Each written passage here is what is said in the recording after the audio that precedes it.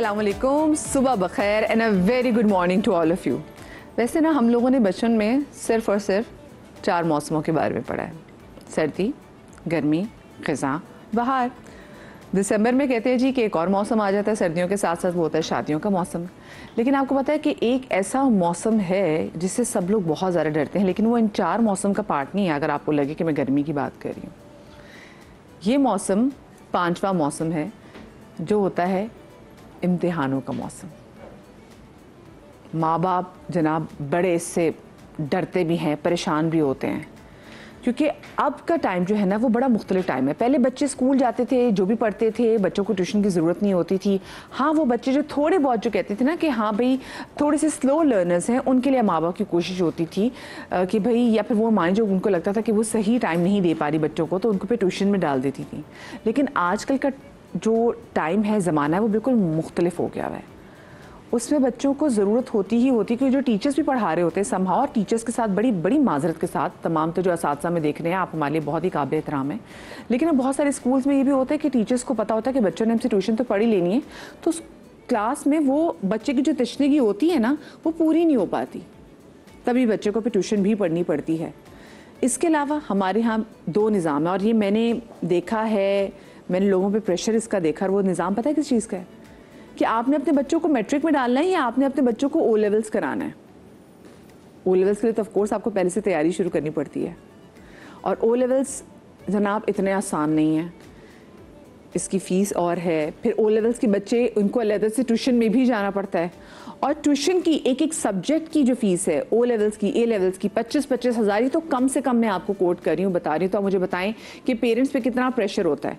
बहुत सारे पेरेंट्स जो हैं जो नहीं अफोर्ड कर सकते ओ लेवल्स, वो कहते हैं हम अपने बच्चों को नहीं ओ लेवल्स में डाल सकते। लेकिन वो ओ लेवल्स में क्यों डालते हैं? क्योंकि जिस सर्कल में वो बैठते हैं ना, और लोग उनसे पूछते हैं कि अच्छा आपका बेटा ओ लेवल्स में है, अच्छा ठीक है, आपके कैम्ब्रिज नहीं है, अच्छा मैट्रिक में, लोग उधर मुँह भी मोड़ लेते हैं। तो आप चाहे अफोर्ड करें ना करें, आप लोन लें, लोगों से उधार लें, आप अपना सोना बेचें। हमने लोगों को देखा, लोग कहते हैं जी हम किराए के घर में रहना प्रेफर कर लेंगे, पर हमने अपने बच्चे को ओ लेवल्स, ए लेवल्स में पढ़ाना है। क्यों? ताकि वो एक तो ज़्यादा अच्छा उसके लिए होगा। लेकिन मैंने देखा है, मैं मैट्रिक की स्टूडेंट हूँ, मैंने मैट्रिक किया था। मैंने मैट्रिक करने के बाद जब मैं फर्स्ट ईयर में गई थी, तो मेरे साथ कनेट कॉलेज में जो मेरी बहुत अच्छी फ्रेंड्स थी, उन सब ने ओ लेवल्स किया हुआ था। हम सब एक ही जगह पर लैंड किए। मुझे तो अभी तक फ़र्क समझ में नहीं आया कि अगर आपने ओ लेवल्स और ए लेवल्स करके बिल्कुल वैसे ही फिर आगे इंटरमीडिएट में या कुछ भी करना है, आप जा तो वहीं रहे हो ना, तो इतना क्यों प्रेशर लेना? मैं हरगिज़ ये नहीं कह रही कि नहीं आपने बच्चों के अच्छे पढ़ाई को लेके ज़्यादा मत सोचें, उस पर ज़्यादा पैसे ना खर्च करें, बिल्कुल खर्च करें, लेकिन आउट ऑफ द वे ना ज़्यादा चले जाएं। अगर आपने एग्जैक्टली सिंपल उसी चीज़ में डालना उनको। आज मुझे भी बात करनी है कि क्या जो ओ लेवल्स और जो ए लेवल्स बच्चे करते हैं, तो क्या उनके मुस्तकबिल में उनके पास चॉइसेस ज़्यादा होती हैं जो मैट्रिक वाले बच्चे के पास नहीं होती? और मतलब उनको एज कहाँ पे हासिल होता है? क्योंकि अगर आपको पता है ओ लेवल्स के जब आप नंबर्स को कन्वर्ट करके, जब आप उनको ग्रेड्स को कन्वर्ट करते हैं नंबर्स में, तो कम नंबर्स होते हैं, फिर वो बच्चे सफ़र भी करते हैं। कितने ओ लेवल्स जो बच्चे ओ लेवल्स करें, उनके माँ बाप की टेंशन भी है। भाई बच्चे का ज़हीन और कहते हैं ना कि उसको हार्ड वर्किंग होना ज़रूरी है, फिर वो कहीं ना कहीं से जो अपनी जो राय वो उसको खुद ही पेव कर लेता है। हमारे साथ हिना बयात मौजूद है, हमारे साथ शर्मीन अली मौजूद है, हमारे साथ प्रिंसिपल हैं जी महविश रिफत, वो मौजूद हैं, और हमारे साथ साइकोलॉजिस्ट किरण जावेद भी मौजूद है। आप तमाम तो लोगों को मैं शो में खुश आमदीद कहना चाहूँगी। और एक सवाल जो मैंने आते साथ ऑडियंस पे भी थ्रो किया, वो आप लोगों से मैं भी सवाल जानना चाहूँगी कि आप लोगों के ओपिनियन में क्या ओ लेवल्स करने वाले के पास ज़्यादा गारंटी होता है कि उसका फ्यूचर सिक्योर है और वो ज़्यादा कामयाब होगा? आई थिंक बात ये ओ लेवल्स या मैट्रिक करने की नहीं है। In fact I was telling Sharmeen कि एक टाइम पर कैम्ब्रिज यूनिवर्सिटी की तरफ से सीनियर कैम्ब्रिज, जूनियर कैम्ब्रिज वो भी होता था, which is now not being done any more, क्योंकि वो बेंचमार्क से या वो स्टैंडर्ड से जो उन्होंने सेट किए हुए थे। तो उस वक्त भी ये था कि जो सीनियर कैम्ब्रिज करने वाले बच्चे थे, they had a tougher curriculum than O levels. So O levels करने वालों को सब कहते थे कि अच्छा हाँ मतलब ये सेकेंड ईयर में, क्योंकि उनका standard of academic, standard of grading, standard of education was higher. तो अनफॉर्चुनेटली हमने अपने मुल्क में जो मेट्रिकुलेशन के स्टैंडर्ड्स हैं वो O levels से हल्के रखे हैं। तो ये तो नहीं होता कि जी आप कुछ अचीव नहीं कर पाएंगे, जिसने अचीव करना है वो अनपढ़ भी अचीव कर जाते हैं कई दफ़ा सरप्राइजिंगली, वो उनके अपने उस पर होता है। लेकिन आप थोड़ी सी अपॉर्चुनिटी शायद आपको लगता है कि अपने बच्चे को बेहतर दे रहे हैं, उसने अगर दुनिया में कम्पीट करना है तो उसका लेवल थोड़ा सा बेहतर होगा, उसका कंपेटिटिव लेवल थोड़ा सा बेहतर होगा। सो इट्स अनफॉर्चुनेट, लेकिन हाँ शायद वो एज मिल जाता है। सही, आपको क्या लगता है शमी? आई 100% एग्री। दूसरा ये कि जैसे कि हिना ने कहा कि मैट्रिक के भी फील ओवर टाइम हो सकता है स्टैंडर्ड्स हैव बीन लोअर्ड। तो यूनिवर्सिटीज़ में जब एडमिशन की बात आती है तो आई डोंट नो ऑब्वियसली, क्योंकि मैं 100% गारंटी के साथ ये नहीं कह सकती, बट आई फील कि जो ओ लेवल्स जिन बच्चों ने किया हुआ था उनको थोड़ा सा एज मिलता है ओवर दो students who are coming you know from the other schooling system. But then having said that, जिस तरह के स्कूल्स में अब हम बच्चों को डाल रहे हैं वहाँ पे अब मैट्रिक ऑफर भी नहीं होता, तो it's not even a choice that is available to us honestly speaking.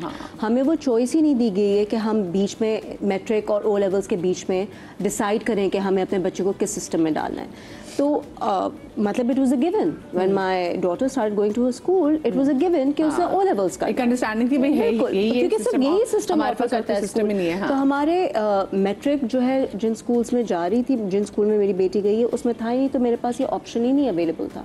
I couldn't do anything about it. In fact मैंने सोचा भी नहीं इस बारे में कि मैट्रिक में डालना चाहिए था, क्योंकि अब जो है पेरेंट्स के लिए more than the system it's the schools that have become a priority. इस स्कूल में डालना, ये भी एक I am not going to lie, I am not going to deny, एक रैट रेस भी बन गई है कि इस स्कूल में नहीं तो इस स्कूल में, इस स्कूल से अच्छा इस स्कूल में हो जाए एडमिशन।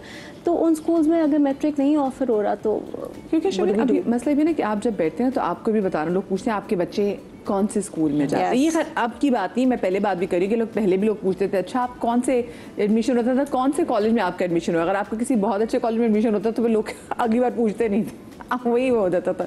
लेकिन लोग दूसरे कॉलेज को स्कूल को रजिस्टर नहीं कर पाते थे। अच्छा आप मुझे बताएं, जैसे उन्होंने बोला और मैंने शो के आगाज़ में भी जैसे कहा कि मैं खुद मैंने मैट्रिक किया हुआ था और मेरी बेस्ट फ्रेंड जिन्होंने कुछ ने मैट्रिक भी किया हुआ था और कुछ ने ओ लेवल्स भी किया हुआ था, लेकिन हम लोग सेम उसमें हमें पता कि हम जनरल साइंस में हम लैंड किया और उसके बाद फिर जिसने पढ़ना था फिर जहाँ जाता जिसने पढ़ना चाहा फिर स्टैनफोर्ड भी गए वो बच्चे जो मैट्रिक के पढ़े हुए। तो हमारी ये चीज़ मैंने नहीं देखी कि कहीं उसका ओ लेवल्स ना करना किसी के लिए हर्डल साबित हुआ। ये जो एक परसेप्शन एक वैसे भी लोगों के अंदर बन गया और बहुत सारे स्कूल से तो ऑफर भी नहीं किया मैट्रिक, क्या ये सही है? आप तो प्रिंसिपल आप ज़रा बेहतर जानती होंगी।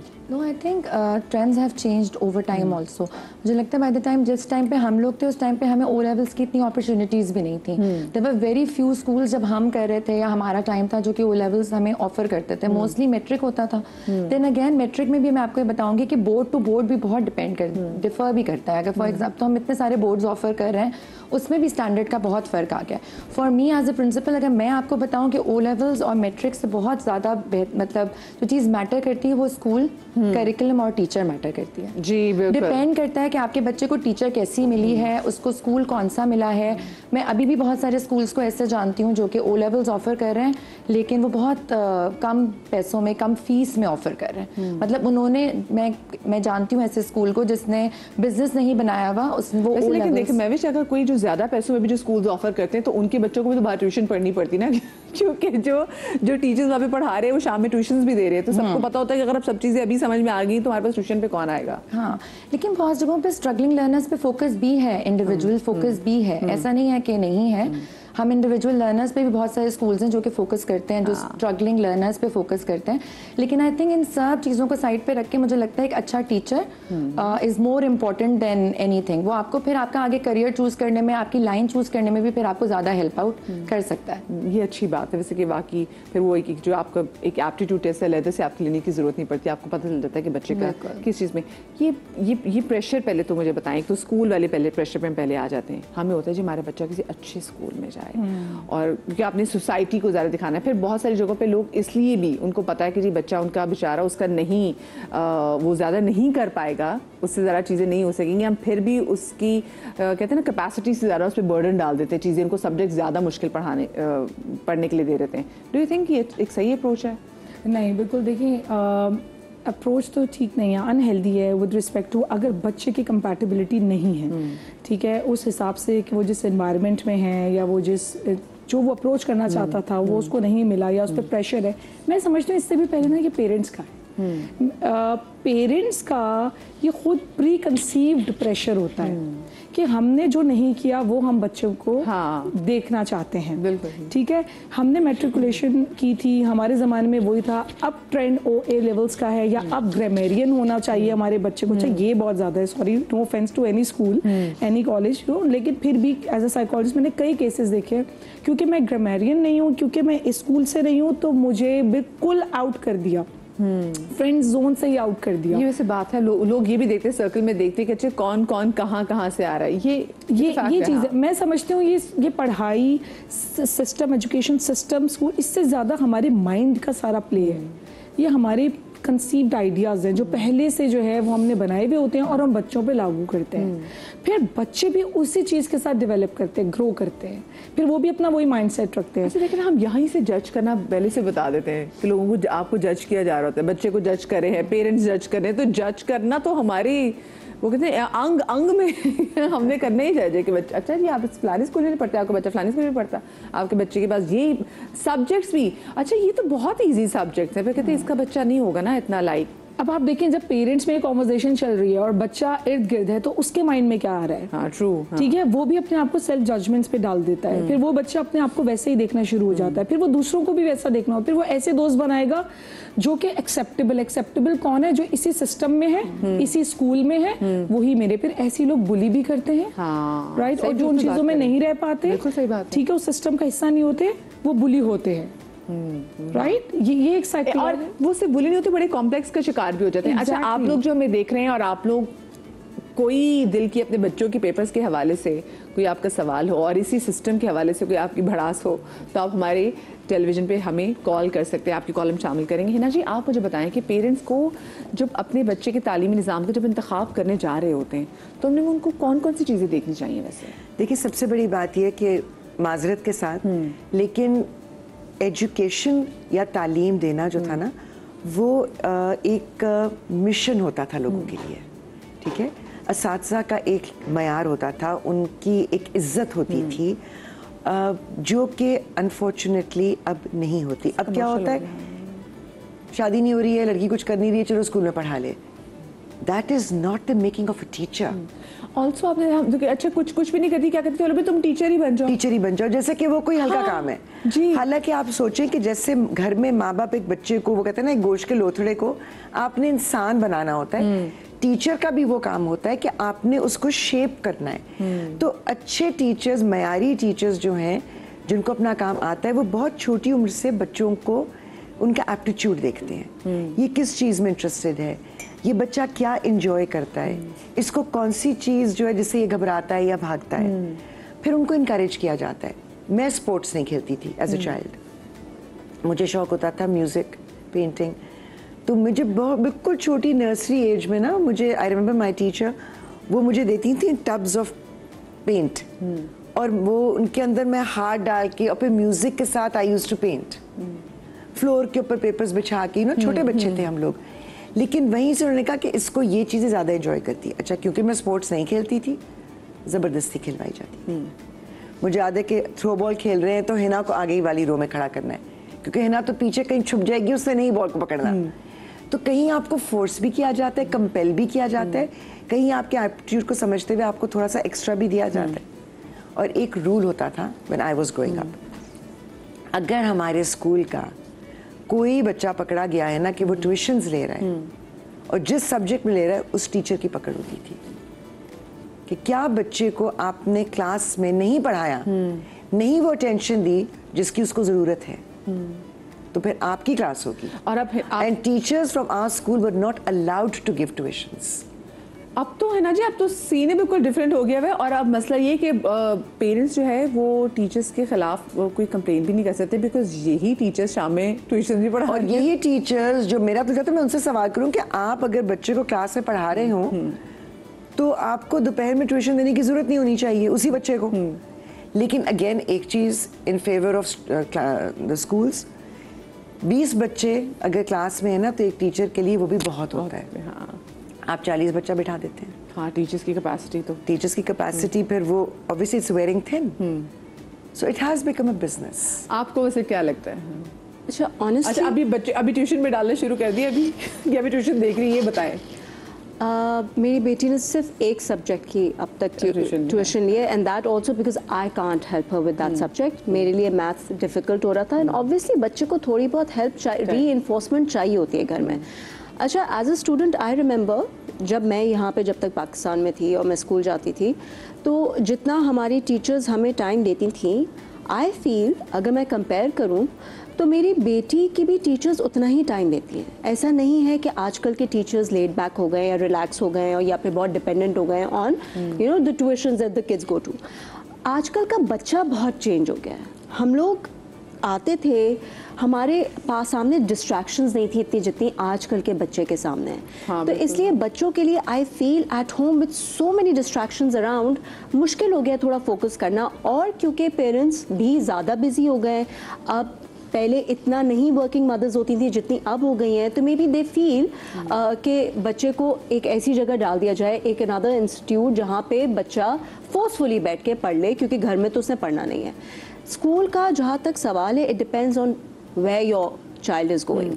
जिस स्कूल में मैं अपनी बेटी को भेज रही हूँ उधर बहुत ज़्यादा आफ्टर स्कूल क्लासेस होती हैं। जो बच्चे लैग कर रहे हैं, जो बच्चे पीछे रह गए हैं, उनके लिए बहुत ऑप्शंस हैं अगर वो करना, बट अगेन अगर बच्चा करना चाहे तो हाँ, बहुत बेतहाशा ऑप्शंस हैं, जिसमें से मैं भी अपनी बेटी, क्योंकि वही वाली बात ना कि स्कूल हम 1:30 बजे तक है, नहीं ये वाली क्लास नहीं करनी, ये वाली क्लास नहीं करनी, बच्चा खुद भाग जाता है तो भाग जाए, लेकिन ऑप्शन स्कूल बहुत ज़्यादा ऑफर कर रहा है। तो I can't sit here and से कि अब स्कूल्स नहीं कर रहे वो, या फिर बहुत डिपेंडेंट हो गए on tuitions.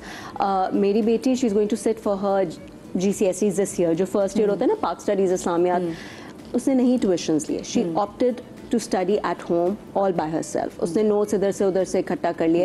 It's an experiment, अब लेट्स सी कैसे वर्कआउट करता है, because I am a little scared. I did ask her कि अगर उसे ज़रूरत है, she feels that she can do without it. अच्छा, एक बात ये कि आजकल के बच्चे के पास ना ये एज हासिल है कि ना उसके पास इंटरनेट का जो है वो एक्सेस है ना, खैर वो हमने भी कॉलेज वगैरह में सारा था, लेकिन अब नोट्स वगैरह आपके पास, उसके पास इतने रेफरेंसेस उसके पास आ गए हैं, मतलब एक अब तो चैट GPT भी आ गया है, इतना कुछ आ गया है। अच्छा, लेकिन खैर क्योंकि मैं बात ज़रा कर रही थी, मुझे ब्रेक पर जाना है, लेकिन ब्रेक पर जाने से पहले मैं आपको एक मज़े की बात बताती हूँ। हमारे यहाँ तो आपको पता है ना कि बच्चों के लिए ज़रा महंगे कॉलेज का इंतखाब किया जाता है, महंगी स्कूल का इंतखाब किया जाता है। सो आई हैड अ फ्रेंड, उसके भाई को उसके पेरेंट्स ने O लेवल्स कराया, A लेवल्स कराया। जो मेरी फ्रेंड थी वो मेरे साथ मैट्रिक में थी, तो जो मेरी फ्रेंड थी उनको था कि जिसने को इतना क्या पढ़ना, तो बेटे पे ज़्यादा उसको ट्यूशन्स भी। जो मेरी फ्रेंड थी वो बाद में अच्छा किनेज से भी पढ़ के, फिर किंग एडवर्ड से भी पढ़ के वो डॉक्टर बन गई। जो और जिसका भाई था सब उसका नहीं इंटरेस्ट था इतना, तो वो नॉर्मल वो एक ऑफिस जॉब करता है। तो मैंने कहने का मकसद ये कि ये मत समझिएगा कि मैट्रिक से आपका बच्चा आगे नहीं बढ़ सकता, वो मुझसे भी बढ़ सकता है। बच्चा बस लाइक होना चाहिए। छोटी सी ब्रेक के बाद मिलते कहीं मजा आएगा।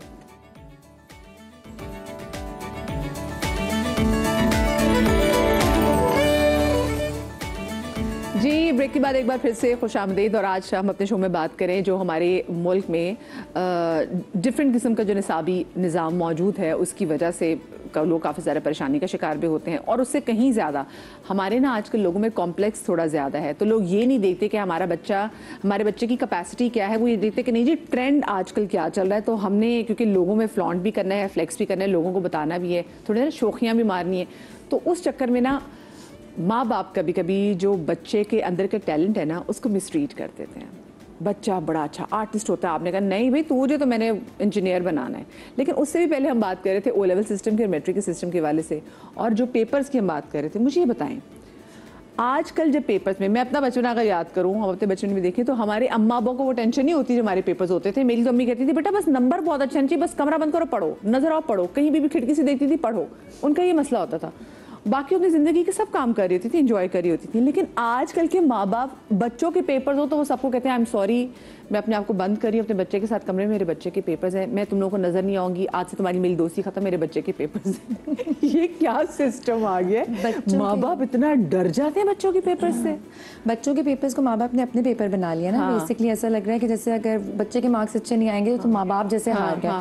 That is again societal pressure. बच्चा नालायक निकले ना, बच्चे के पेपर्स अच्छे, लोगों ने कहा देखा माँ खुद जो जरूरत नहीं लगी रहती थी तो बच्चे ने क्या पढ़ना है? हाँ। मे भी शायद इससे भी डरते हैं लोग। प्रॉबेबली वही मैं आपको बता रही हूँ ना, सोसाइटल प्रेशर आजकल ज़्यादा है, या तो हम लोगों ने एक दूसरे के साथ कंपैरिजन इतना ज़्यादा शुरू कर दिया है। आपके मेरे फलाने के बच्चे के पेपर में मार्क्स अच्छे आ गए, वो डॉक्टर बन गया तो तुम क्यों नहीं बन रहे, वो इंजीनियर बन गए। क्योंकि आई थिंक एज पेरेंट्स हमें इस बात की ना एक्सेप्टेंस करनी बहुत ज़रूरी है कि हमारे अपने बच्चे का एप्टीट्यूड किस तरफ है। हर बच्चा डिफरेंट है, एवरी चाइल्ड इज मतलब यूनिक। स्कूल कॉलेजेस वाले क्यों एप्टीट्यूड वो आपको टेस्ट लें, आप माँ बाप खुद क्यों नहीं वैसे और करते? पता होता है, to be very honest as a mother, आपको पता होता है कि आपके बच्चे का इंटरेस्ट किस तरफ जा रहा है। अब आप ज़बरदस्ती उसके ऊपर किसी चीज़ को सवार करें ना, वो एक और चीज़ है। आप उसको मुझे ऐसा लगता है कि हम लोगों ने जो है ना वो मार्क्स और रैंक्स इनको इंपॉर्टेंस देनी शुरू कर दिया, एफर्ट को सराहना छोड़ दिया। बेसिकली मुझे ऐसा लगता है हमेशा से वैसे इंपॉर्टेंस थी मार्क्स और उसकी। हाँ, लेकिन ऐसा नहीं होना चाहिए, अब तो एटलीस्ट नहीं होना चाहिए। बिकॉज मुझे लगता है आजकल के parents are more literate, they are more aware.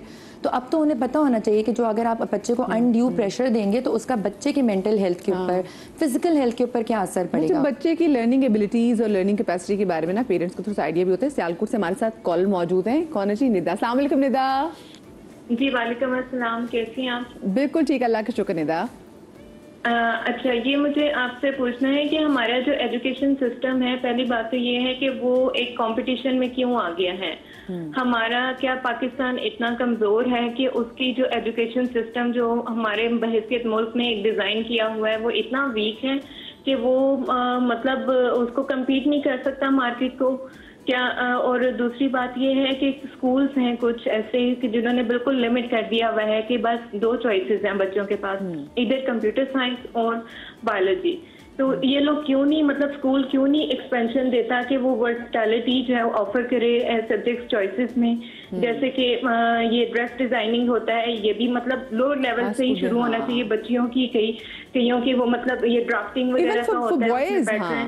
फिर उसके बाद इकोनॉमिक्स है, फिर बिजनेस से रिलेटेड वो सब्जेक्ट्स होते हैं, अकाउंटिंग है, बेसिक लेवल की अकाउंटिंग जो उन्हें इंटर में हेल्प कर सके। बिल्कुल वैसे ही जैसे ये हमारे जो कंप्यूटर साइंस है उसका बेसिक लेवल होता है 9th क्लास से शुरू, ठीक है। 9th क्लास की बुक होती है कंप्यूटर की, 10th क्लास की होती है। तो क्यों और दूसरे सब्जेक्ट्स के लिए ये मतलब बेसिक प्रोवाइड नहीं की जाती? क्यों हमारा जो सिस्टम है ये वर्सटैलिटी ऑफर नहीं करता? क्यों बोर्ड्स ये मतलब वर्सटैलिटी ऑफर नहीं करते कि मतलब बच्चे एक ही चीज के लिए बाउंड ना हो जाए, बल्कि वो अपनी चॉइसेस अपने लाइक्स और डिसलाइक के मुताबिक सिलेक्ट कर सके? ऐसा क्यों है? बिल्कुल जी, इसके लिए एवेन्यूज तो खुले होने चाहिए। बहुत अच्छा आपका सवाल है, बताएं जरा जी, आप तो एजुकेशनिस्ट हैं। बिल्कुल, देखिए मुझे ऐसा लगता है वो अगेन सोसाइटल प्रेशर और पेयर प्रेशर है, पीयर प्रेशर भी है। पेरेंट्स को ऐसा लगता है स्कूलों में क्या प्रेशर है, मुझे बताएं कि स्कूलों ने बच्चों को ज्यादा ऑप्शंस क्यों नहीं दी? जैसे वो कह रहे हैं ना कि सिर्फ 2 ही क्यों है, जैसे आप बोलने का जी एक तो बायोलॉजी है जैसे और एक उनका कंप्यूटर साइंस है। ऑप्शंस हैं, लेकिन वो है कि वही लिमिटेड स्कूल्स हैं, हर कोई उन्हें अब अफोर्ड नहीं कर सकता। There are a lot of options now. आप ओ लेवल्स में देख लें, आप मैट्रिक में भी देख लें, तो आपको बहुत सारे स्कूल्स हैं जो कि मैट्रिक लेवल पे भी आर्ट्स ऑफर कर रहे हैं, कॉमर्स ऑफर कर रहे हैं। इट्स नॉट नेसेसरी कि कंप्यूटर साइंस या बायोलॉजी ही ऑफर की जा रही है। लेकिन देन अगेन अवेलेबिलिटी की बात है ना कि क्या वो स्कूल आप तक आप कर सकते हैं उसको अफोर्ड, या वो अवेलेबल है या वो अवेलेबल नहीं है। बहुत सारे लोग हैं उनके शायद इलाके से वो बहुत दूर हो। अगर आप ए लेवल्स और ओ लेवल्स में जाएं तो we do have a system जिसके अंदर अभी बच्चा एग्जाम नहीं देता, उसकी प्रोजेक्ट्स के ऊपर और उन चीज़ों के ऊपर उसकी ग्रेडिंग होती है और वो आगे बढ़ता रहता है। आपको किसी एग्जाम में अपेयर नहीं होना होता।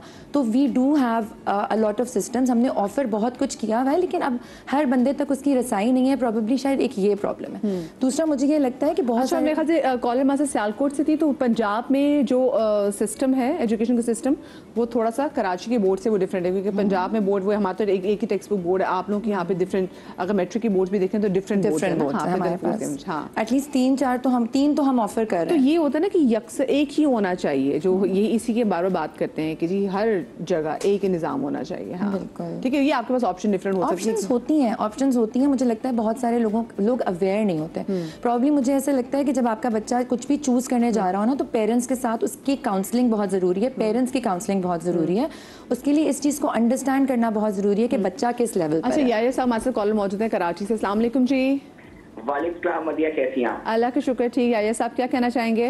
तमाम मेहमानों को सलाम हो, स्पेशली हिना को। मैं देखिए कहना मेरे पास 2-3 पॉइंट्स हैं। सबसे बड़ी बात है कि हमारे यहाँ जो दोहरा तालीमी निज़ाम है ना, ये क्लासिफिकेशन पैदा कर रहा है। मतलब देखें, किसी जगह ए लेवल है, किसी जगह मैट्रिक है, किसी जगह आगा खान बोर्ड है, ये जितने बोर्ड हैं लिबरेट करके एक ही सिस्टम बनना चाहिए ताकि यूनिफाइड तालीम हो। देखिए जो मीरास जो है, जो डॉक्टर अब्दुल वहाब थे, IBA के हेड थे, उन्होंने एक बात की थी, जो जहानत किसी की मीरास नहीं हो सकती, तो ये कोई भी हासिल कर सकता है। हमारे यहाँ अनफॉर्चुनेटली प्रॉब्लम ये होगी क्लासिफिकेशन की वजह से बच्चे बड़े कॉम्प्लेक्स का शिकार हो गए। मैंने जो फील किया वो ये किया कि एक तो पेरेंटिंग डिफरेंट होनी चाहिए, क्योंकि हमारे यहाँ सारे रंग जो है ना, सब कोशिश यही होती है कि सिर्फ बच्चे नंबर हासिल कर लें, वो उनकी नॉलेज क्या है किसी को कुछ नहीं पता। सबसे मेरा सवाल आपके तमाम पैनल से ये देखें, बात ये है कि आजकल के दौर के अंदर एजुकेशन सिस्टम चेंज होता है, ऑनलाइन एजुकेशन हो सकती है, कन्वेंशनल एजुकेशन खत्म हो चुकी है, तो इतनी एक्सपर्ट्स यहाँ बैठी हुई है, उनके ख्याल में जो आज के दौर के अंदर जो जदीद तालीम के तकाजे क्या हैं और किस तरह गवर्नमेंट को आप सजेस्ट करेंगे वो एक लेवल पे आके तमाम लोगों को एक ही किस्म की तालीम दे सकें। ये तो आपने जो सवाल पूछा ना, ये तो हमें किसी गवर्नमेंट ऑफिशियल को यहाँ पे बिठाना बड़ा जरूरी था कि उनसे पूछते।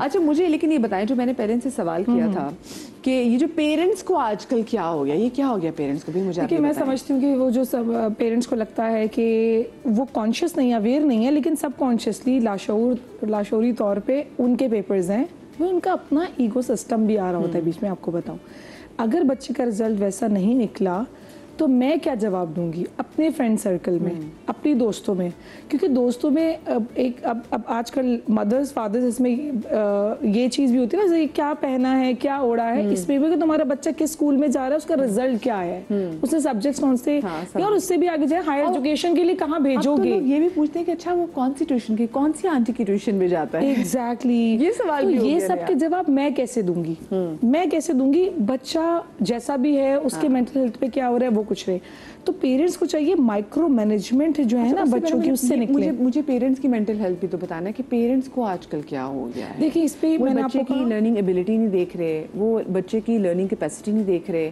वो बच्चे पे इतना प्रेशर डाल रहे हैं जो बच्चा प्रेशर ले ही नहीं सकता। ये कि नहीं, हर बच्चा डिफरेंट होता है, कोई बहुत लाइक है, एक बार देखेगा उसको याद रहेगा, कि उसको आप बताते रहे उसका इंटरेस्ट नहीं था, उसको समझ ही नहीं पाएगा।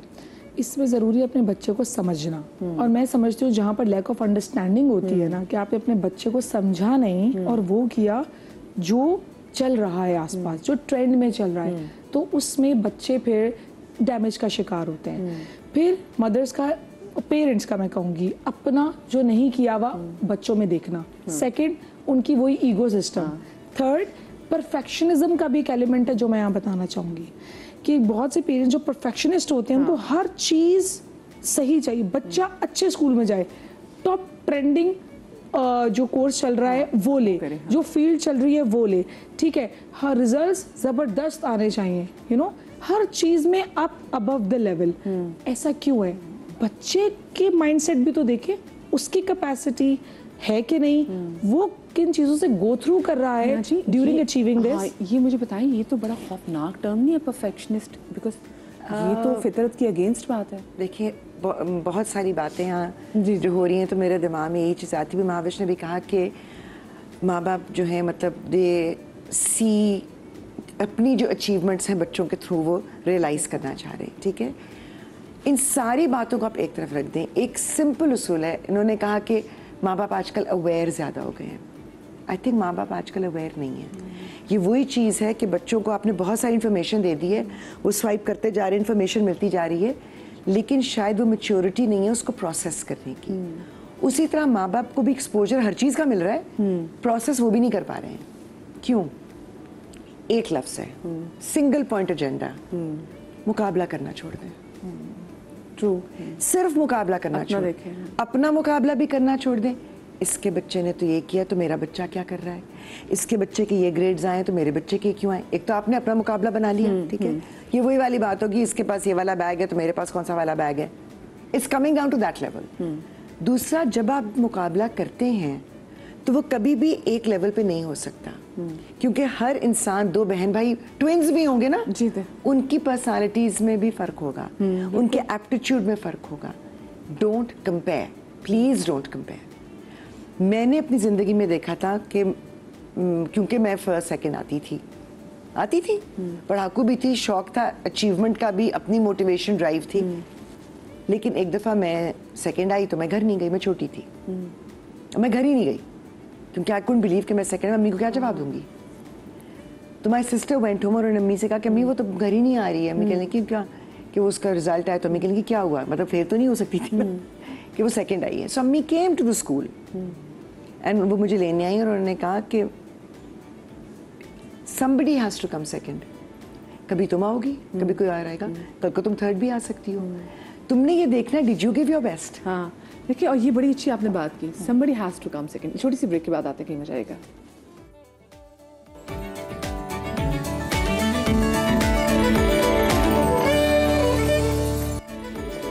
Welcome back after the break. हमारे साथ कुछ केस स्टडीज़ हैं, मुझसे बात भी करेंगे, आपकी टेलीफोन कॉल्स भी शामिल करेंगे। लेकिन एक बात जो कि बड़ी इम्पॉर्टेंट थी और जिस बात पर मैंने ब्रेक भी ली थी, वो हिना जी अपनी वालदा के हवाले से बता रही थी कि पेरेंट्स के एक माँ होते हुए कि वो एक बच्चा जो कि डिस्टर्ब है कि मैं सेकंड कैसे आ गई, तो किसी को तो समझाना ना कि बेटा बाकी भी ऐसा नहीं है कि सेकंड आने से या थर्ड आने से, फोर्थ आने से या 10th भी आने से आपकी इज्जत में कहीं ना कहीं, आपकी इंटेलिजेंस में कहीं ना कहीं कमी आई है। ये बड़ा ज़रूरी है ये बताना। एडिशनल चीज़ उन्होंने मुझे कही थी, and I never forget that. I think वो मेरे लिए एक लाइफ एप्लीकेशन बन गई। उन्होंने कहा जिस वक्त आप जहाँ हो आप अपना 100% दो और उसके बाद अल्लाह पे छोड़ दो। She actually said this to me. अब आप 7-8 साल के बच्चे को जब ये कहते हैं ना, तो मुझे ये भी लगता था कि अम्मी ने कभी ये वाला प्रेशर नहीं लिया कि ओ एग्जाम्स हैं, मेरी ज़िंदगी रुक गई है। उनकी ज़िंदगी नहीं रुकती थी। अब वो कहती थी बेटा आपने पढ़ना है, ये आपका पढ़ने का टाइम है, आपको कोई हेल्प चाहिए, कुछ देखना है, अच्छा नहीं। उसके अलावा शी वुड से अच्छा पढ़ लिया, चलो अब उठो बाहर जाकर खेलो। तो वो भी कंपल्शन थी कि खेलना है। अच्छा कितनी अच्छी बात है, फिर बैठ रहे, जाओ खेलो बाहर जाके, फिर वापस आके अच्छा थोड़ी देर बच्चन की, अच्छा थोड़ा पढ़ लिया, थोड़ा वो कर लिया, पानी ज़रूर साथ पीते रहो, ऐसा कि चलते फिरते वो अपने काम करी। फिर वो कहती थी चलो अब आई थिंक बहुत पढ़ लिया है, तो अब नमाज का टाइम हो रहा है, जाओ नमाज पढ़ो। मुझे बड़े होने के बाद समझ में आया कि from a scientific point of view ये कितना ज़रूरी है कि बच्चा कोई भी काम कर रहा हो या कोई भी इंसान कोई भी काम कर रहा हो, जब एक टाइम स्पैन होता है जिसमें उसके अटेंशन और फोकस होता है, उसके बाद वो फेड होने लगता है। जब आपका ब्रेन स्विच करता है टू अनदर एक्टिविटी, और अगर आप जाकर खेल रहे हैं तो वो आपको जो एक बर्स्ट ऑफ एनर्जी मिलती है और आपके दूसरे हार्मोन्स कम इनटू प्ले, फिर आप वापस आके जब पढ़ना शुरू करते हैं आपका ब्रेन फ्रेश होता है। मुझे स्टेगनेंट वाली फीलिंग होती है ना, वो नहीं आनी चाहिए। तो और वो हमेशा कहती थी, कहने लगी बेटा even when you were in college, वो कहती थी बेटा मुझे ये नहीं सुनना कि आपने ग्रेजुएट कर लिया और आपके क्या मार्क्स आए और आपको डिस्टिंक्शन मिली कि नहीं मिली। मुझे ये चाहिए कि जब मेरे बच्चे कहीं जाएं तो उन्हें अपने मुंह से कहना ना पड़े कि हम पढ़े लिखे हैं। हाँ, तो आपने हर चीज़ करनी है, आपने किसी एक चीज़ में परफेक्शन नहीं ढूंढनी कि आप परफेक्ट नहीं हो सकते। परफेक्शन सिर्फ अल्लाह की ज़ात में, आप में नहीं है। तो इसलिए जो आजकल हम कह रहे हैं ना, हमारे बच्चों की जो मेंटल हेल्थ के वाले से हम बात करें, वो क्यों करें? क्योंकि हमें है कि हमने अपना बच्चा ना बड़ा परफेक्ट बनाना है, और इसी वजह से, क्योंकि फितरत के अगेंस्ट एक बात है, बच्चा आपका परफेक्ट नहीं हो सकता। फिर जो खुद को अपने आप को कम समझता है, तो फिर बच्चा ऑफ कोर्स उसको काफ़ी ज़्यादा कॉम्प्लेक्सेस भी होते हैं। मैं भी ब्रेक में भी शमीन से पूछी थी कि शमीन क्या आपकी पेपर्स ही हो रहे, क्योंकि आपकी बेटी की पेपर्स हो रहे हैं, तो शमीन आप सुबह मॉर्निंग शो में कैसे, आप इतनी सुकून से कैसे बैठी हुई हैं? अच्छा पता है, जब मेरी बेटी बहुत छोटी थी ना, again I started off as a typical mother, वही कि नहीं मेरी बेटी को फर्स्ट आना चाहिए and she should be the best one in her class and she should make me proud, ताकि मैं लोगों को बताऊं कि मेरी बेटी फर्स्ट आई है। बट पता है, अच्छा मेरी बेटी बड़ी डेलिकेट सी, बहुत नाजुक सी थी, तो ऑब्वियसली जब आपको ये इस तरह से पढ़ाते तो आप सख्ती भी कर रहे होते हैं, आप डांट भी रहे होते हैं, रिस्ट्रिक्शंस भी इतनी होती हैं। तो मैंने देखा कि उसकी पर्सनालिटी ना अफेक्ट होना शुरू हो गई, वो मुझसे बहुत डरना शुरू हो गई, वो चुप होना शुरू हो गई। एंड आई रियलाइज्ड कि इट्स नॉट वर्थ इट। आप इस वजह से कि just so that you are able to go out and tell your friends and your family that your child came first, आप अपने बच्चे की पर्सनालिटी को क्रश कर दें, ऐसा इस चीज़ में मुझे कोई वर्थ ही नहीं नजर आई। तो आई डिसाइडेड कि ठीक है, it is okay to be average also, you don't have to be a top tier student. क्योंकि मुझे याद है कि जब मैं स्कूल से आती थी, जब मैं छोटी थी, मेरी अम्मी को भी बहुत शौक था कि उनकी बेटियां जो है फर्स्ट आएँ, और हम आते भी थे, अम्मी बहुत सख्ती से पढ़ाती थी। तो 3 बजे अम्मी ने एग्जाम्स के दिनों में टाइम टेबल बनाया हुआ था, तो 3 बजे तुम आके जैसे लंच वन से नहा धो के लंच करके फारिग होगी, बेटा 3 से 9 बजे तक तुमने बैठ के पढ़ना। और जो टाइम टेबल की आप बात करें, मुझे भी याद है कमरे के बाहर लगा होता था कि ये तुम्हारा जो है टाइम टेबल है एग्जाम्स की प्रेप का। तो अब 3 से 9 जो मुझे बिठा दिया जाता था कमरे में कि तुमने पढ़ना है, उसमें मुझे पता है कि मैं मुश्किल से 1.5 घंटा पढ़ती थी। बाकी टाइम पे मेरा दिमाग कभी कहीं होता था, कभी कुछ सोच रही थी, कभी कुछ सोच रही थी, because it is not humanly possible कि आप सुबह 7 से 1:30 बजे तक स्कूल के बाद आप फिर घर आके भी 7 घंटे पढ़ें।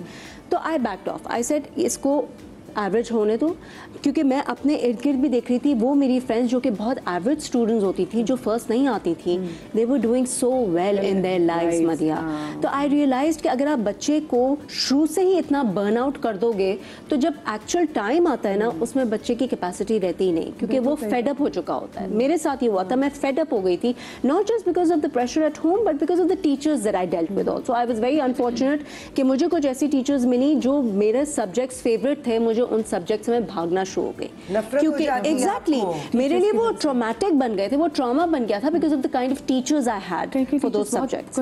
पर्सनल भी हो जाती है। Exactly, and that is issue I had कि अगर मैं ओवरवेट थी तो उस पर कमेंट किया जाता था in front of the entire class. तो मैं उस क्लास में जाने से डरती थी कि मेरा मजाक बना। और आप सोचें कि अगर टीचर आपका मजाक बना रही है, टीचर बॉडी शेम कर रही है आपको। एग्जैक्टली। तो I just let it be. मैंने अपनी बेटी से ये बड़ी सरप्राइज की बात है अगर आप कह रही कि आप ओवरवेट थी, हाँ, बट लेकिन हाँ बहुत ज्यादा, वो that's a different story altogether. But मैंने ये बहुत ट्रॉमेटिक हो जाता है बच्चे के लिए कि आपको क्लास में होता है जो बच्चे को निकाल के कर रहा होता है कि नहीं उसके साथ खड़ा होता है। अपनी पर्सनालिटी, अपनी फ्रस्ट्रेशंस भी होती है ना। बिल्कुल। हमारी एक टीचर थी जिन्होंने, हालांकि I was a very good student, लेकिन जब सिस्टम चेंज हुआ एंड इट वाज मैथ्स, तो वो ओल्ड मैथ्स से वो न्यू मैथ्स में आया for some time, senior chemistry का प्रोग्राम जो था, तो वो उनसे मैं अगर सवाल करती थी तो वो कहती थी व्हाट आर यू डम, डोंट यू अंडरस्टैंड। तो आप फौरन अपने शर्म में जाते हैं कि आप डम है। लेकिन उसके बरक्स दूसरे टीचर्स होते हैं कि वो आपको इनकरेज करते थे कि जब नहीं समझ में आ रहा तो पूछ लो, doesn't matter, it's okay if you don't understand, we can work it out.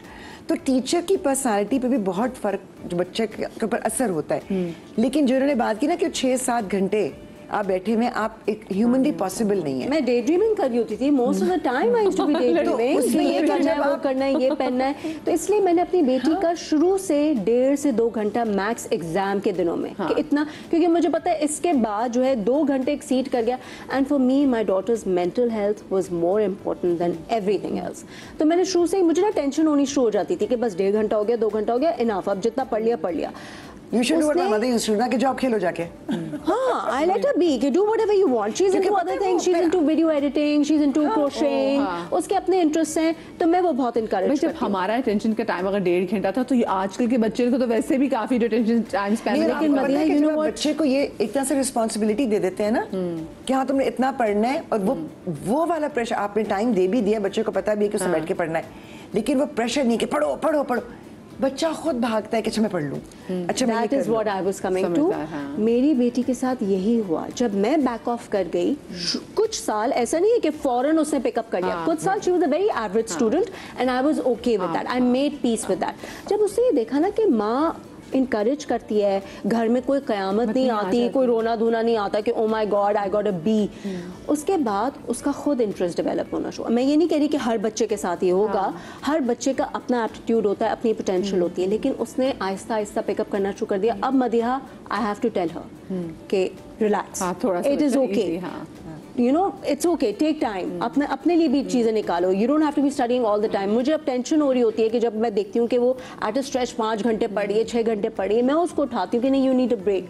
लेकिन मैं हो सकता है इसलिए उठाती हूँ क्योंकि मुझे पता है कि वो शी इज डूइंग वेल, अल्हम्दुलिल्लाह। अच्छा, मैं मुझे बचपन में ना माँ बाप एक चीज़ बहुत कहते हैं, बेटा अभी मेहनत कर लोगे ना तो देखो आनी चीज़ें आगे ज़िंदगी, फिर आगे तुम्हें ज़िंदगी में कुछ नहीं करना पड़ेगा, अभी मेहनत। बल्कि माँ बाप को ये बताना चाहिए कि बेटा अगर तुम इतनी पढ़ाई करके अभी इतनी मेहनत कर लोगे ना, तो ये तुम्हारी मेहनत तुम्हें बहुत सारी आगे प्रॉब्लम्स को सॉल्व करने में हेल्प करेंगे। बच्चों को खुदा के लिए बताएं, क्योंकि हमें ये लग रहा होता है कि जी हमने अभी स्कूल में मेहनत कर ली, वो कहते हैं अच्छे स्कूल में मेहनत कर लोगे ना, अच्छे कॉलेज में चले जाओगे तो सुकून में आ जाओगे। अच्छे कॉलेज में कहते हैं जी यहाँ मेहनत करो ना तो अच्छी जॉब हो जाएगी, सुकून में आ जाओगे। भाई वो सुकून कहीं नहीं आता, ठीक है ना। दूसरा बात, मुझे लगता है कि स्कूलिंग जो है ना, वो फिर इतनी मुश्किल नहीं है जितनी हायर स्टडीज मुश्किल होती है। तो आई फील कि अगर बच्चा शुरू में ही बर्न आउट हो जाए मेहनत कर करके, क्योंकि इंसान है ना, इवेंचुअली कभी ना कभी तो थकेगा, आप उसको शुरू में ही थका देंगे तो वो इन द लॉन्ग रन कैसे परफॉर्म करता रहेगा। तो आई फील वर्जन में लेना शुरू कर देगा, स्ट्रेस। एग्जैक्टली, आई फील कि शुरू से थोड़ा सा आप रिलैक्स अगर बच्चे के साथ चलें तो हायर स्टडीज में जाके बच्चे में इतनी कैपेसिटी होती है है कि वो फिर अगर उसे जान भी मारनी पड़े तो उसको ये ना लगे कि मैं तो क्लास 1 से ही जान मार रहा हूँ। सही। अच्छा, क्योंकि अब पहले हम बात वो मवाजना भी कर रहे थे मैट्रिक और ओ लेवल्स का भी, तो फिर मसला ये भी हुआ कि मैट्रिक और ओ लेवल्स का जहाँ पे मवाजना खत्म हुआ, जहाँ पे सिर्फ और सिर्फ ओ लेवल्स भी आ गए, तो अब ये होता है कि हमने लोग बच्चों को बाहर भेज रहे हैं। अब माँ बाप को भी हो गया कि नहीं, जब तक बच्चा बाहर जाके पढ़ के नहीं आएगा, बल्कि पाकिस्तान में भी आप देखें इतनी ज़बरदस्त यूनिवर्सिटीज़ हैं, और हमने देखा है कि बाहर से पढ़ के आए हुए बच्चे भी पाकिस्तान में पढ़े हुए IBA और लम्स में पढ़े हुए बच्चे भी एग्जैक्टली एक ऑफिस में काम करें, और मुझे कहीं कहीं लगता है कि पाकिस्तानी यूनिवर्सिटीज़ के बच्चे शायद उनसे ज़्यादा स्मार्ट भी होते हैं। ऐड करूँ कि अगर आप इस वक्त दुनिया के स्केल पर देखें, पूरी दुनिया में जहाँ पर के पाकिस्तानी वहाँ जाकर काम कर रहे हैं, पढ़ रहे हैं, आपके हाईएस्ट अचीवर्स वो सब लोग नहीं है जो एलीट स्कूल्स या कॉलेजेस से गए हैं, क्योंकि उनको तो पकी पकाई रोटी नहीं मिली ना, थाली में नहीं सजा के दिया गया। उनके अंदर वो ड्राइव और एम्बिशन और मोटिवेशन है कि they are excelling where they are. तो अगर उनकी बेसिक फाउंडेशन अच्छी है, फिर मेहनत आपके हाथ में होती है। बिल्कुल सही। हिजाब कॉल हमारे कॉलर्स मौजूद हैं मियां वाली से। अस्सलाम वालेकुम जी। वालेकुम सलाम, क्या हाल है मतियाती? बिल्कुल ठीक, अल्लाह का शुक्र है। हिजाब क्या कहना चाहेंगी? मैं कहना चाह रही हूँ कि मेरी बेटी 5 ईयर्स में है, उसको मैं याद करने के लिए दूँ ना, मतलब टेस्ट हो, वो याद कर लेगी, लेकिन एंड टाइम पे जब वो लिखने लगेगी ना, उसको ये लिखने की जरूरी होती है या फिर वो भूल जाती है। तो मैं इस वजह से बहुत परेशान हूँ कि मैं क्या इसके साथ ऐसा करूँ कि घर में मैं उसको खुद पढ़ाती हूँ, मेरे पास ही पढ़ती है। आप डांटती तो नहीं है उसको? मुझे बताएं कि ऐसे तो नहीं कि आपसे डर के भूल जाती हो? नहीं, पहले तो मैं उसको लिखने के लिए देती हूँ ना, याद कर लेती है, तो फिर जब वो लिख के लाती तब तो मैं डांटती हूँ उसको। आप याद करवाती है, रट्टा लगवाती हैं? नहीं, याद करवाती है। याद करवाने से क्या उसको समझ में आ रही होती है कि वो क्या पढ़ रही है? जी, तो भूलना नहीं चाहिए। चले मैं जो हमारे साइकियाट्रिस्ट बैठी हुई ना, जरा मैं इनसे पूछ लेती हूँ कि यहाँ पे हमारी बेटी को थोड़ी सी हेल्प की जरूरत है, क्या करना है, या फिर मैं आपको मेरी बहन थोड़ी सी नसीहत की जरूरत है? मदिया, पता है मैं अब ये बताना चाहती हूँ कि मेरे पास जितने बच्चे जब एज अ पेशेंट आते हैं, पेरेंट्स लेकर आते हैं कि बस आप इनको ठीक कर दें, ये पढ़ते नहीं है, इनका ये मसला है, ये रिजल्ट सही नहीं आ रहे, या रिजल्ट ना भी हो तो ये बिहेवियरल इश्यूज है, आप यकीन करेंगे मैं पेरेंट्स को काउंसलिंग के लिए स्टार्ट कर देती हूँ। मैं पेरेंटल काउंसलिंग पहले मैं आपको ठीक कर दिया, और ये ठीक करने की टाइम कितनी अजीब है ना, बच्चे की हेल्थ। हाँ, देखिए आप व्हाट इज दिस, आप फिक्स करने के लिए आप दे दें, और फिर आप बोले नहीं हमारा मसला नहीं है, हमने दुनिया की हर चीज प्रोवाइड कर दी है। पूछें ये कौन से स्कूल में जाते हैं, पूछे इसके पास वो है जिसके कजन के पास थी, पूछे इसके पास वो है जिसके दोस्त ने, कौन सी गाड़ी से उतरता है, कौन सा फिर क्या कमी है जो ये इस तरह से कर रहा है, तो आप सोचें ये माइंडसेट है। और ये मैं आपको बड़ी वेल ऑफ फैमिलीज का भी बता रही हूँ, ठीक है, कि नहीं सब कुछ प्रोवाइड कर दिया, तो ये ज़रूरी है कि पेरेंट्स की डीलिंग कैसी है, उनकी पेरेंटिंग स्टाइल क्या है, ठीक है। साइकोलॉजिकल पॉइंट ऑफ व्यू से 4 पेरेंटिंग स्टाइल्स होते हैं। एक बिल्कुल ऐसा परमिसिव होता है जिसमें आप सब कुछ करने देते हो, बच्चे को बिल्कुल छोड़ देते हो, ठीक है, कि वो मतलब पैम्पर्ड भी है, सब कुछ जो चाह रहा है वो करना है। एक होता है नेग्लेक्टफुल, बच्चे को बिल्कुल आपने अपने अपने कामों में बिजी हैं, बच्चे बिल्कुल इग्नोर्ड है, ठीक है। फिर एक होता है अथॉरिटेरियन जो होता है, उसमें आप बड़े अच्छे से डीलिंग कर रहे होते हो बच्चों के साथ, उनके साथ बैलेंस रखते हो, कम्युनिकेट करते हो, ठीक है, राइट। ये अथॉरिटेटिव है, राइट। अथॉरिटेरियन में ये होता है कि आप जो है ना बच्चे के साथ बहुत ओवरली स्ट्रिक्ट होते हो, तो जो उनकी बच्ची भूली के इस तरह से, इसमें डीलिंग का प्रॉब्लम है, ठीक है। अब पेरेंट्स को जब हम बताएं वो हो जाते हैं डिफेंसिव, नहीं मैं तो पढ़ा रही हूँ, आप बताएं मैं माँ हूँ, मैं अच्छे से नहीं पढ़ाऊंगी, मैं बड़े वाले को भी ऐसे पढ़ाती थी, वो तो सही लिखता था, से पढ़ा रहे जैसे उनको उनके पेरेंट्स ने पढ़ाया था, ठीक है। और पहले वो होता है ना कि यार हमारे ज़माने में तो हमारी अम्मा या हमारे टीचर्स, हमारे उस्ताज़ा डंडी पे लगाते थे, और हमें तो यहाँ पे जो है ना इस जगह पे बच्चों को बकायदा बताया जाता है कि हमें यहाँ पर जो है वो डंडे पड़ते थे, तुम्हें तो कुछ भी नहीं किया जा रहा। तो जो हार्श डीलिंग है ना, फिजिकल एब्यूज़ ना भी हो, इमोशनल, ये भी बड़े जो है वो ट्रेसेस छोड़ता है माइंड में। तो आपकी डीलिंग कैसी है, आप बच्ची को कैसे पढ़ा रही हो, उसको प्रेशर तो फील नहीं हो रहा, वो डर के मारे उसकी कैपेसिटी जो माइंड की है ना वो नैरो होती चली जाती है, क्योंकि उसमें फेयर बढ़ता जा रहा है ना, बच्चे कॉन्फिडेंस नहीं है, ब्लॉकआउट कर देते हैं, पेनिट्रेट नहीं होता कुछ। फिर वो ऑन द स्पॉट जब वो एग्जाम्स दे रहे हैं तो यार मुझे आ रहा है, रिकॉल हो रहा है कि नहीं हो रहा, ये वाले और फिर पता नहीं मैं कैसा कर रही हूँ, मम्मा क्या कहेंगी, अब रिजल्ट क्या आएगा, कोई भी anything could be a trigger, और बच्चे वहीं लॉस्ट हो जाते हैं, वहीं ब्लॉक कर देते हैं अपने आप को, उनका माइंड ब्लॉक होती है, उनके हाथ में नहीं है। बच्चे को कॉन्फिडेंस दें। और दूसरे बच्चे के सर पे ना बैठे। मैं हिजाब, मैं आपसे कहूँगी आप बच्चे को असाइनमेंट भी देती ना, थोड़ा सा बच्चे से आप अपना काम करने लग जाएं, ताकि वो उसको एक कहते हैं ना कि आप आज़ादी दें कि वो आराम से खुद कर सके। अब वो प्रेशर में कहीं कि बच्चा प्रेशर, बहुत से बच्चे मैंने ऐसे देखे जो प्रेशर में होते लाइक है पर प्रेशर को वो डील नहीं कर पाते, प्रेशर में उनके हाथ में फूल जाते हैं। हमारे जनाब मिसेस समर भी मौजूद है। अस्सलाम वालेकुम मिसेस समर, कैसी आप? ठीक है अल्हम्दुलिल्लाह। मिसेस समर, आपके बच्चे क्या पढ़ रहे हैं?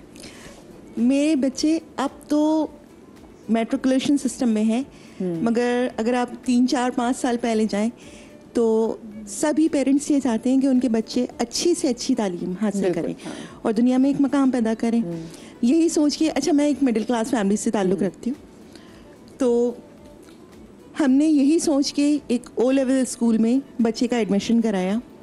1 साल, 2 साल, 3 साल, 4 साल के बाद हमारी हिम्मत जवाब दे गई, क्योंकि उसकी फ़ीस इतनी हाई हो चुकी थी जो अनअफोर्डेबल थी। तो मैं ये कहना चाहूँगी कि ये इतना अफसोस का मुकाम था एक पेरेंट्स के लिए कि जो बच्चा अच्छा पढ़ता था और वो पढ़ भी सकता था, लेकिन जस्ट बिकॉज ऑफ कि बहुत ज़्यादा उसकी कॉस्ट हाई हो चुकी थी और हम अफोर्ड नहीं कर पा रहे थे, तो हमने अपने बच्चे को निकाल लिया और फिर हमने उसको मैट्रिक सिस्टम में डाला। तो मेरा प्रॉब्लम यही है कि एजुकेशन जो है वो ऐसी होनी चाहिए कि हर कोई अफोर्ड कर सके उसे। अच्छा, वैसे तो पहले तो होना ही ये चाहिए कि स्टेट का ये काम है। आप देखें ना, अब लोग अमेरिका वगैरह में, लोग जो यूके में रहते हैं, उनको पता है वहाँ के जो स्टेट ओन स्कूल्स हैं और एक यकसा तालीमी निज़ाम है, तो लोग अपने बच्चों को स्टेट्स के स्कूल में भेजते हैं जो कि बहुत अच्छे स्कूल होते हैं। उनकी टेंशन ही नहीं है कि बच्चे को मतलब उसकी फ़ीस वगैरह भी जानी है। अच्छा, मुझे बताएं, ये आपके लिए भी बड़ा इस चीज़ की तकलीफ होगी कि हमने इतनी मेहनत की, 4 साल उसके बाद निकालना पड़ा, फिर बच्चे को मैट्रिक में लेकर आए। आपके बच्चे के लिए वैसे ये कैसा था? वो आपके बच्चे ने ये ट्रांजिशन को कैसे डील किया? बहुत डिप्रेसिव, बहुत ज़्यादा, बाकायदा वो डिप्रेशन में चला गया, क्योंकि वो दोस्त उसके उस सिस्टम में पढ़े हैं, बच्चा दूसरे सिस्टम में आ गया। बिल्कुल, एग्जैक्टली, क्योंकि वो माहौल उसने बचपन से देखा था, क्योंकि हमने उसको नर्सरी से या आप प्रैप कह लें वहाँ से स्टार्ट किया था। अब 4 और 5 में जाके, मैं नाम नहीं लूँगी स्कूल का, लेकिन 37,000 पर मंथ पे करना पड़ा था। अल्लाह। और फर्दर एक्सपेंस अलग थे। तो वो एक मिडिल क्लास फैमिली के लिए बहुत ज़्यादा हो जाता है। और उसके बाद जब हमने उसको निकाल के मैट्रिकुलेशन में डाला तो वो स्टक हो गया था। वो बोलता था मुझे पता ही नहीं है ये क्या बुक है, मैं पढ़ ही नहीं सकता। और हम इतने परेशान हुए कि एक बहैसियत वालिदैन कि हम ना उसको समझा पा रहे हैं कि बेटा प्रॉब्लम क्या है हमारा, और ना हम उसको वो चीज़ प्रोवाइड कर पा रहे।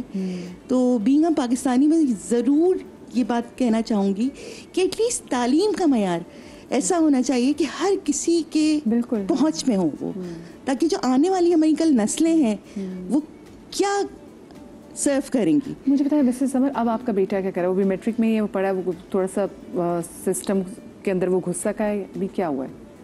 नहीं, मैट्रिक वो कर चुका है। जी, लेकिन बहुत मुश्किल से। और अब फिर आगे, अब उसका अपना क्या, वो खुद क्या चाहता है, क्या करना? देखिए, उसका माइंड तो ओ लेवल्स वाला ही था। अभी भी उसके फ्रेंड्स वही पुराने ही फ्रेंड्स हैं, तो अभी भी वो यही सोचता है कि मैं जो है वो इन लोगों के साथ ही जो है मूव करूंगा और इनके साथ ही सारी चीज़ें एडजस्ट करने की कोशिश करता है। अच्छा, वो बच्चे आगे ए लेवल्स अब कर रहे होंगे? बिल्कुल। लेकिन बहुत सारी जगहों पे देखें, वही मैं बात मैंने शो के आगाज़ में भी कही थी कि बहुत से बच्चे ओ लेवल्स करके इंटर में एडमिशन लेते हैं, कुछ बच्चे मैट्रिक करके इंटर में एडमिशन लेते हैं, फिर ए लेवल्स करने के बाद बहुत से बच्चे ऑनर्स में आ जाते हैं, कोई लोग इंटर करने के बाद ऑनर्स में चले जाते हैं। सो एक जगह पे आप बिल्कुल लैंड कर सकते हैं। सो यहाँ पर तो हमारी बिल्कुल एक दुआ भी है। लेकिन बात आपने सही की, आप सोचे कोई बच्चा जो एक सिस्टम में पढ़ा और फिर उसको पता है मेरे माँ बाप अफोर्ड नहीं कर सकते, फिर वो उससे निकल के एक दूसरे सिस्टम में आ जाए। दोस्तों का छुटना, आजकल बच्चे ही सोचते हैं कि जी मेरे दोस्त कौन से कॉलेज में जा रहे हैं, कौन सी यूनिवर्सिटी में जा रहे हैं, मैंने भी वहाँ पे जाना है। ये भी बच्चों के बड़ा गम होता है। फिर एक तालीमी सिस्टम ही, उसका निज़ाम चेंज हो जाए तो बच्चे के लिए बड़ा तकलीफ दे होता है। हम ज़रा पेरेंट्स के हवाले से मज़ीद बात करें, क्योंकि बहुत सारे पेरेंट्स हमें देख रहे हैं वो बड़ी कर्ब से गुजर रहे हैं, सिर्फ इस वजह से क्योंकि जो उन्होंने ख्वाब देखे ना बच्चों के हवाले से, उनको लग रहा है वो पूरे नहीं हो पा रहे। उस हवाले से बात करेंगे ब्रेक के बाद।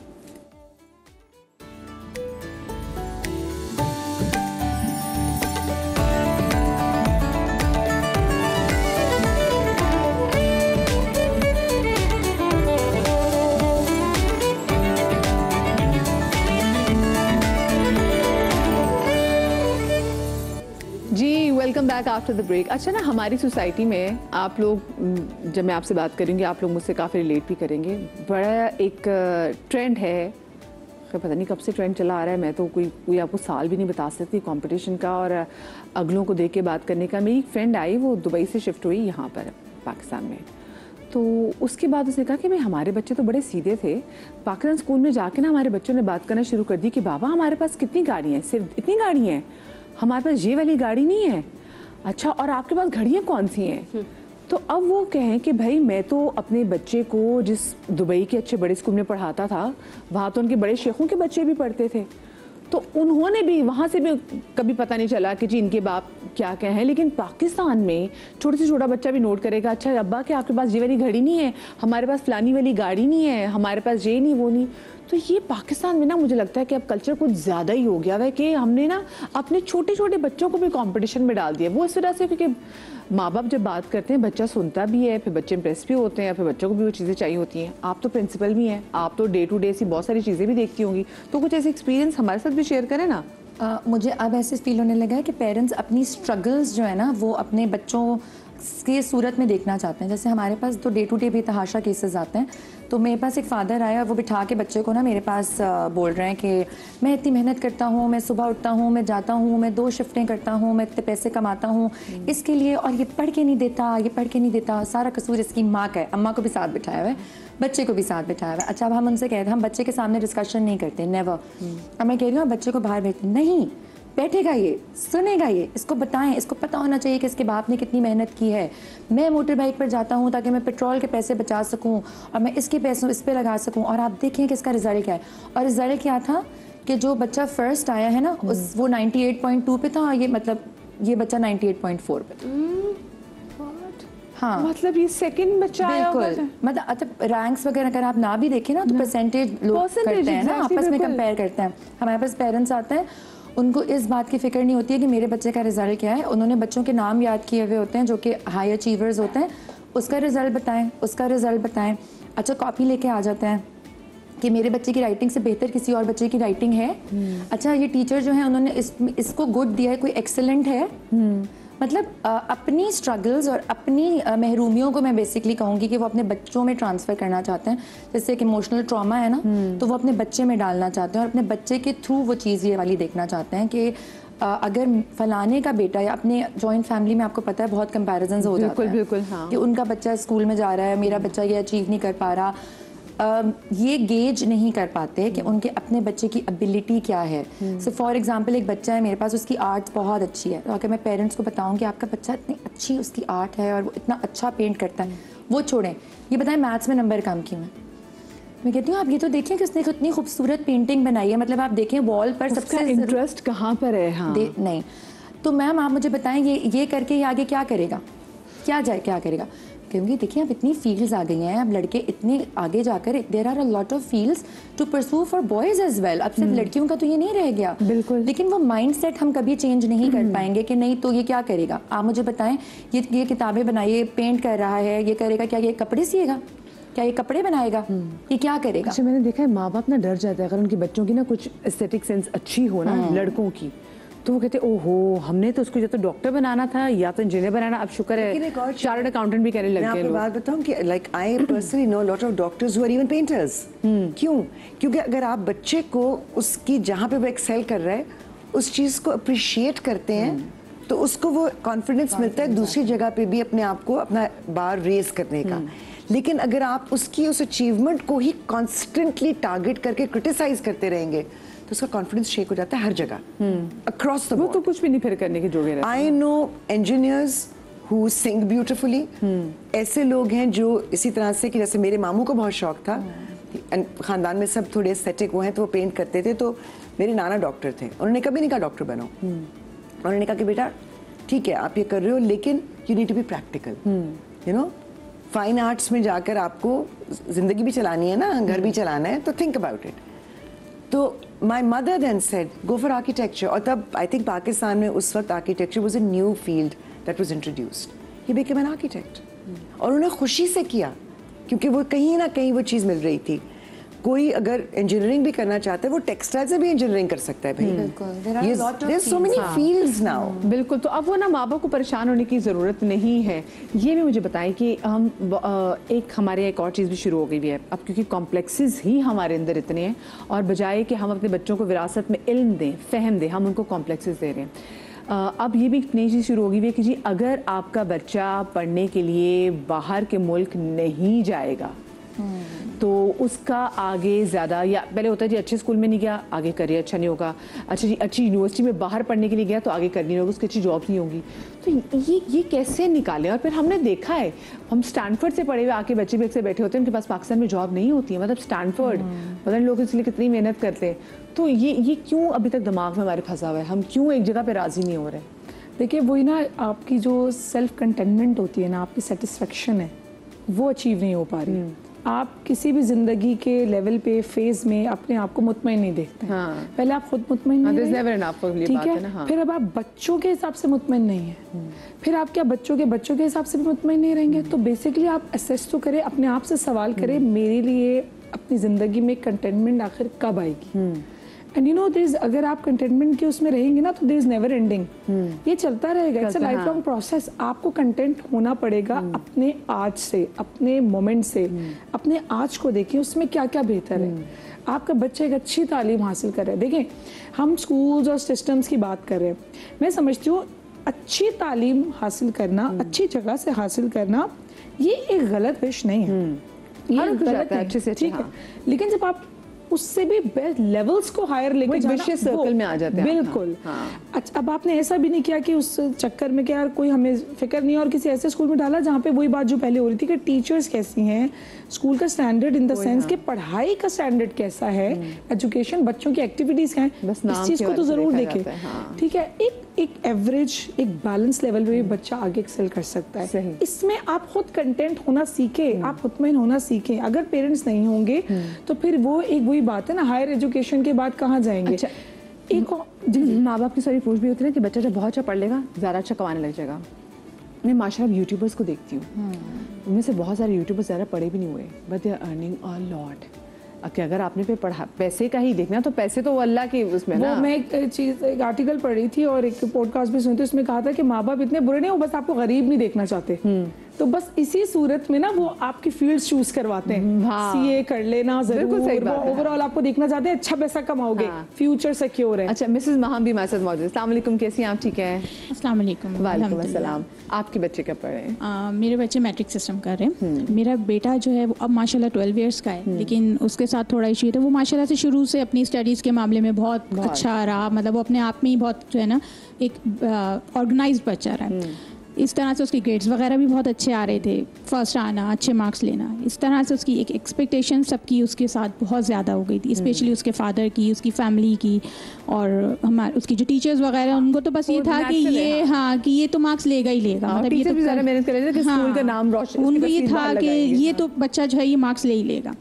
उसके लिए तो बेनिफिशियल था, लेकिन इसके लिए बहुत ज़्यादा मेंटल हेल्थ के लिए बहुत नुकसानदेह हो रहा था। वो बच्चा प्रेशर में आ गया, बहुत प्रेशर में आ गया था। अब वो ये था कि मेहनत कर रहा था, पढ़ रहा था, बस उसको हर वक्त ये रहता था मैं भूल ना जाऊँ, मैं भूल ना जाऊँ। इस तरह से वो होते होते ना बहुत एंजाइटी में जा रहा था। वो एग्जाम्स के दौरान ना किसी से बात भी नहीं करता था कि मैं ज़्यादा बात करूँगा ना मैंने जो पढ़ा हुआ मैं भूल जाऊँगा। उस होते होते होते वो इतना ज़्यादा एग्जैजुरेट होता रहा कि वो रात को उठ के बार बार अपनी बुक्स रिविजन करना शुरू कर देता था कि मैं कहीं भूल ना जाऊँ। मतलब इतना ज़्यादा उसको एक प्रेशर हो गया था। अच्छा, उसके बाबा की तरफ से भी ये था कि नहीं अच्छा तो है, पढ़ रहा है ना, तो इसको अच्छा है, जितना रिविजन करेगा तो ये मार्क्स आएंगे। वो चीज़ उसके उसमें हो गई थी कि मुझे उनको लेट डाउन नहीं करना है। होते होते होते वो इतना ज़्यादा एग्जैजुरेट हो गया कि वो एंजाइटी में डिप्रेशन की तरफ जाने लगा कि जब उसके एग्ज़ाम्स आए ना तो उसने आके मुझे बताया मम्मा मैं जब पेपर देख रहा था ना मुझे समझ ही नहीं आ रहा था क्या लिखा हुआ है। लाइक वो पढ़ ही नहीं पा रहा, वो समझ ही नहीं पा रहा। वो ये कहने लगा कि मुझे तो ये लग रहा था मैंने कभी ये चीज़ पढ़ी ही नहीं है, और वो जो मुझे समझ में आया वो मैं करके आ गया। 2 पेपर उसने दिए, 3rd पेपर में वो बहुत बुरी तरह बीमार हो गया। मतलब वो बिल्कुल भी वो रोने लगा कि मुझसे नहीं हो रहा, वो बहुत स्ट्रेस आउट हो गया। फिर हमने उसकी टीचर्स से बात करी, हमने उससे ब्रेक दिलवाया, साइकेट्रिस्ट के पास भी लेके गए कि उन्होंने थोड़ी सी थेरेपीज और मेडिकेशन दी कि थोड़ा सा नॉर्मलाइज हो, इसकी एंजाइटी कम हो।